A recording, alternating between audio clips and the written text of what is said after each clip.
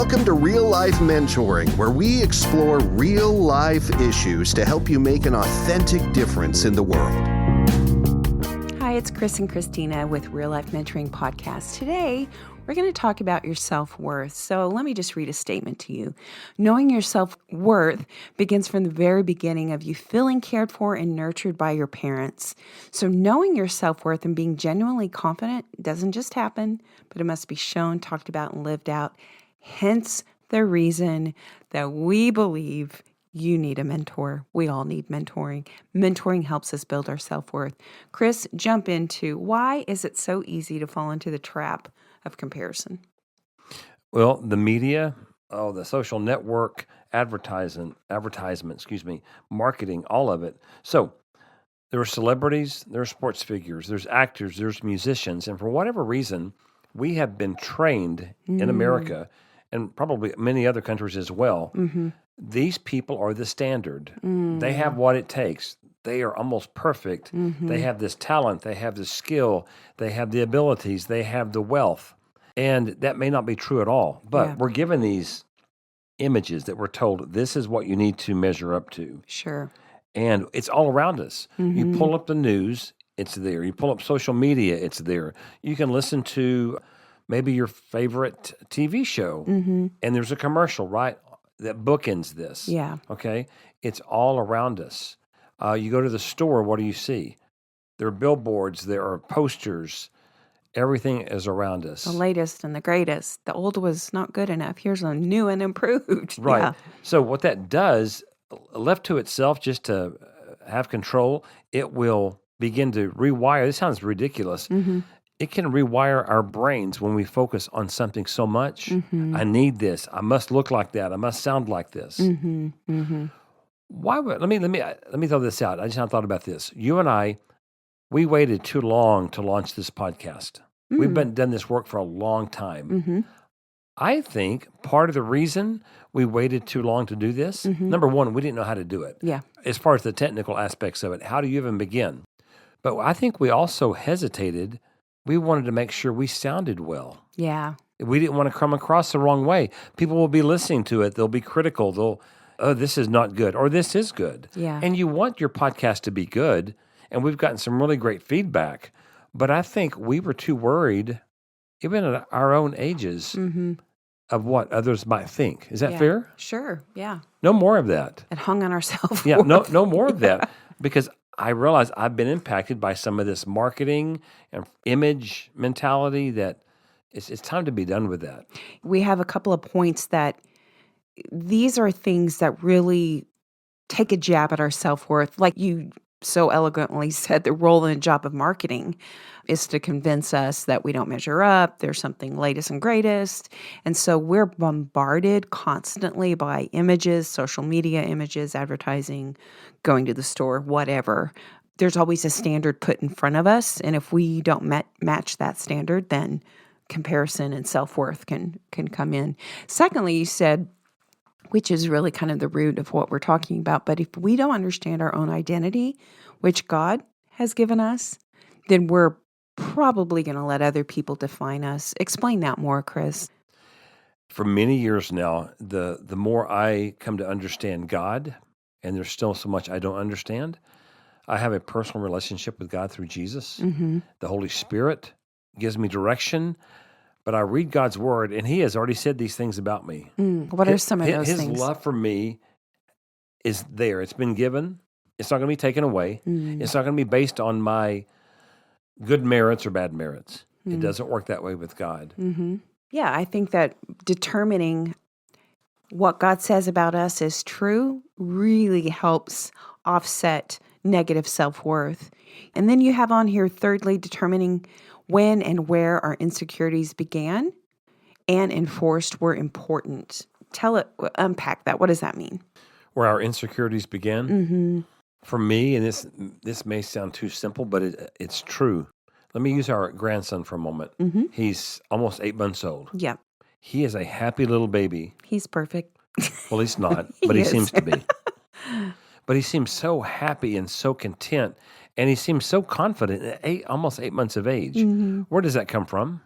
Probably mom and dad. Mom and dad, they For have sure. created such a secure home. They love on that little boy. They hold him. They nurture him. They talk to him. They laugh with him. They sing with him. And then we get to do the same thing. But these things have already been given to him. I think it begins early on from day one. Sure. If there's a loud sound, an infant enters the world and they cry. They're afraid. What is that? The cold, the dark, all those things. And so it begins so early on with what is our self-worth, knowing who we really are. It begins early on. So parents have that privilege with an infant, the little boy or girl. They begin to walk and they praise them. You're doing such a great job. What do mom and dads do when their child comes home from preschool and they've drawn something for them? It is not a piece of art. It's really not. It looks horrible probably. But the parents, for their skill level, look what a great job you did today. And you're painting the ideal that all these things build positive self-worth. And so when those things don't happen as adults, then we You're right. can struggle with our self-worth. on the other side. Sure. And it becomes deep-rooted, I think, pretty quickly. Okay. You've given an example. Do you want to give us that story of an example of maybe So what that looks like? several years ago, here I am in my 50s at this point. A friend of mine is in his 50s. I go to this other country to visit him, so I don't know the culture. But while I was there, we had an opportunity to meet another man from another culture. There were 3 cultures coming together. Okay. And this man had an expertise in a particular area. And I thought, what a wonderful thing. I can connect these 2 guys who really could benefit one another because they were both living in the same city. Okay. My friend who I went to visit, and we had a good time. We had some good discussion. But as soon as I invited this other man, The third person in. the third person in, who had some skills and ability and some confidence, he carried himself with confidence, not arrogance, but confidence. I saw my friend shrink back completely. In fact, here's physically what happened. We go to lunch. My friend barely spoke, barely said anything. So I had a conversation with this other man, and I keep thinking, when is my friend going to chime in and participate in this conversation? Because I had told him, let's meet with this guy for your benefit and his, because I don't live in this country. You guys do. Then we're going to take a walk around the city, the center of the city, and my friend who knows the area, he went ahead of us several feet, and I look at one point, we're just following him. We're like 2 little kids behind him, and he's not engaging us. And I kept thinking, I'm trying to walk fast to catch up with my friend, and he keeps walking fast. He would not even walk beside us. And I felt irritated. I felt confused and frustrated. So fast forward, at the end of the day, he and I have dinner. I said, help me understand something. What happened today? He goes, what are you talking about? I said, as soon as that man came into our presence at lunch, you barely said anything. And then you were going to give us a tour around the city, and you walked several feet ahead of us the whole time. We could not even carry on a conversation with you because you're too far ahead of us. And he pushed back at first. And I said, what happened? I'm not judging you. Yeah. I'm just trying to understand you. He goes, when I'm sitting there with the 2 of you and realized you both have some education that I do not have. You both have experience that I do not have. You're both Americans, and that gives me a different perspective, he says. I didn't think I had anything worth saying. Wow.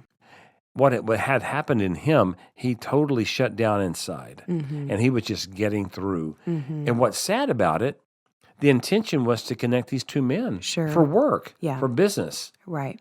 And it did not happen at all. So why do I share that story? There was a grown man, and you could not see it initially from the outside, but he was crumbling from the inside because of high insecurity. Right. His self-worth wasn't good. And there's a backstory there, There's a right? huge backstory. He was abused and manipulated as a boy. He had healed from it, I think, to a great extent.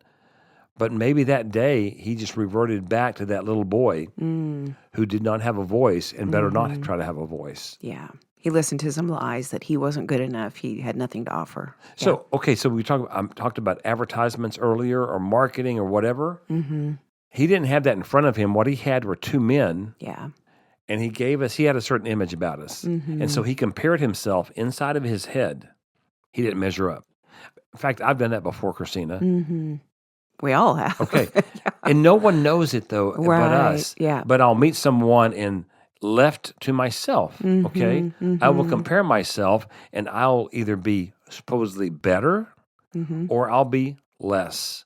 Both are unhealthy and both are Right. wrong. So Yeah. that's the story. Well, that's why we need mentors, right?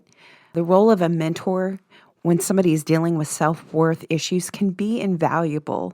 Chris, as we were putting this content together, I was thinking about I so desperately needed a mentor when I was a young woman in my profession.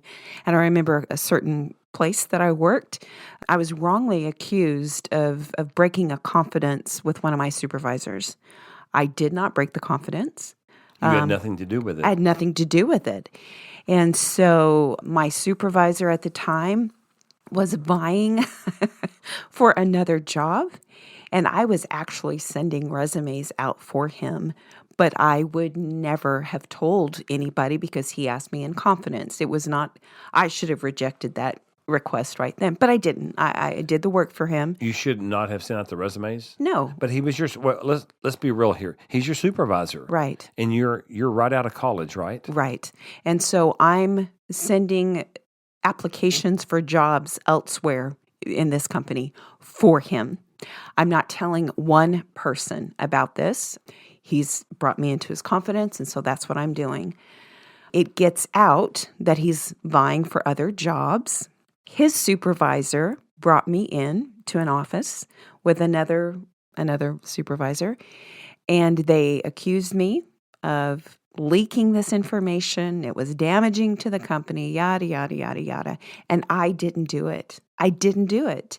And they didn't believe me. You didn't leak the I didn't information. leak the information. Right. Yeah. And so I told them, listen, I've been doing this. I've sent out numerous resumes, and he happened to get a job. And this particular job, somebody leaked that he was leaving the organization. And so they assumed that I was the one who leaked it. And I told them no. In fact, I have sent this many resumes out. Anyway, they didn't believe me. A week or so later, the person who leaked the information came forward.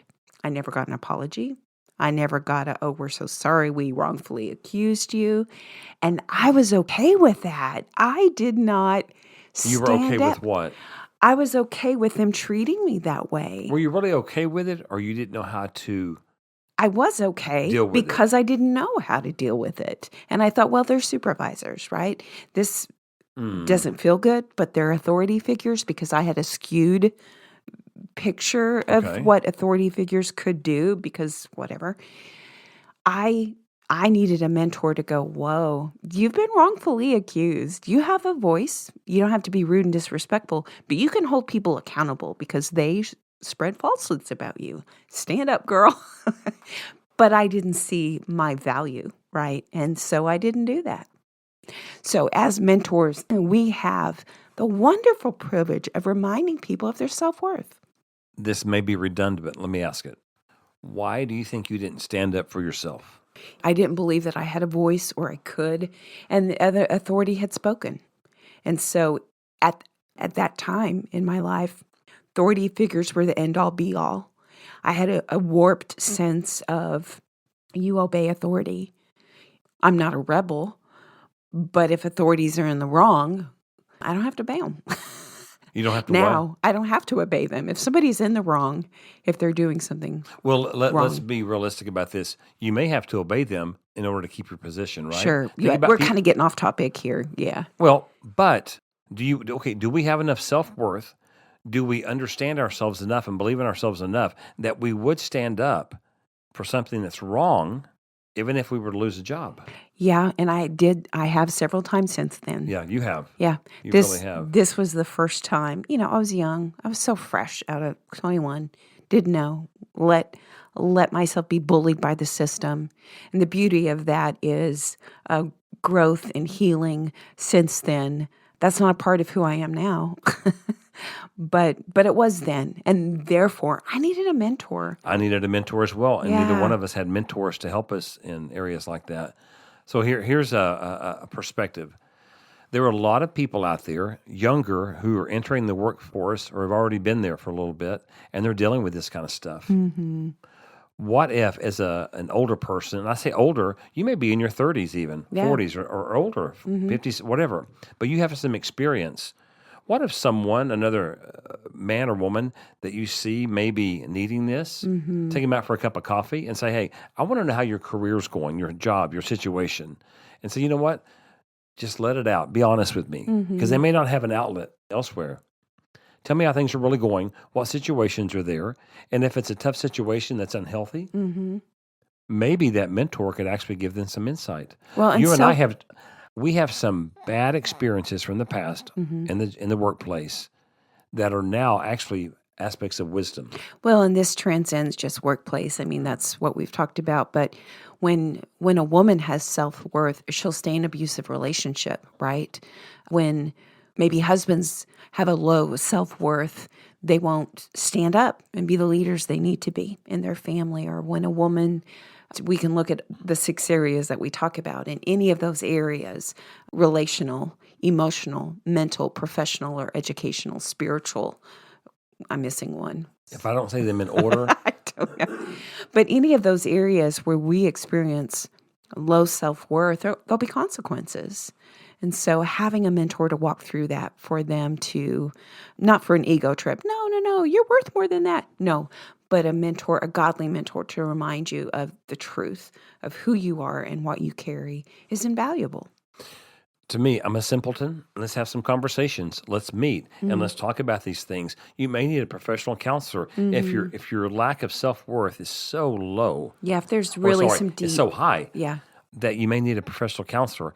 But I believe that most people, this is just my perspective, I believe most people don't actually need a professional counselor to deal with this, but they do need a trusted friend that can be found in a mentor for a while to walk through this journey together. Yeah. And you process back and forth situations. That's how we learn. We learn through experiences. We learn through processing situations. We learn through asking questions, hearing someone's perspective. It doesn't have to be complicated. Yeah. You could really impact another person's self-worth by letting them tell you their story, letting them tell you situations they're in, and giving them some solid wisdom about how to move forward in it. Yeah. What else? And if you're a mentor and you see that somebody's self-worth is so low and there doesn't seem to be any forward progress, then they probably, maybe there's been childhood trauma or counseling is required. So I always like that we preface that. So if you're a mentor, sometimes it is time to refer someone else. But like you said, I agree.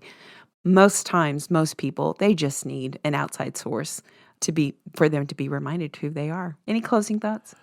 Body language will tell sometimes Yeah. if someone doesn't have a solid self-worth. Their self-talk, I'm so stupid. That's a telltale sign somebody's dealing with low self-worth. And there's no shame in that. But man, let's address it. Yeah. So you don't have to live in that anymore. You can move forward and Yeah. really be confident. Not arrogant, but truly confident in who God's made you to be. And that's not a churchy statement. We want to be confident in who God's made us to be. And so when you're on the job, when you're in a personal relationship, when you're dealing with a stranger on the street or wherever it is, whatever you're doing, that self-worth that you have inside of you does impact, as you mentioned earlier, all those areas. And they are, again, they're spiritual, physical, mental, emotional, relational, professional, and or educational. My self-worth or lack of it will show itself in those areas at some point. Yeah. And it'll affect relationships. So, yeah, any closing thoughts? Yeah, Nope. so I want to go ahead and repeat what we read at the beginning. Knowing your self-worth begins from the very beginning of you feeling cared for and nurtured by parents. I do want to insert that in there. When there's been significant trauma, that would be the time to refer somebody. But most of us, knowing our self-worth and being genuinely confident, it doesn't just happen. It's got to be shown, talked about, and lived out. And that's where a mentor can come alongside and help you with that. Very much so. Yeah. Thanks for listening to today. We appreciate you listening. If anything you heard today was helpful, please like, subscribe, pass it on. We want to also let you know that today's episode has been brought to you by Quality Brick. They're a family-owned business since 1975. They're passionate about what they do and dedicated to manufacturing quality brick. If you want to check them out, commercialbrick.com.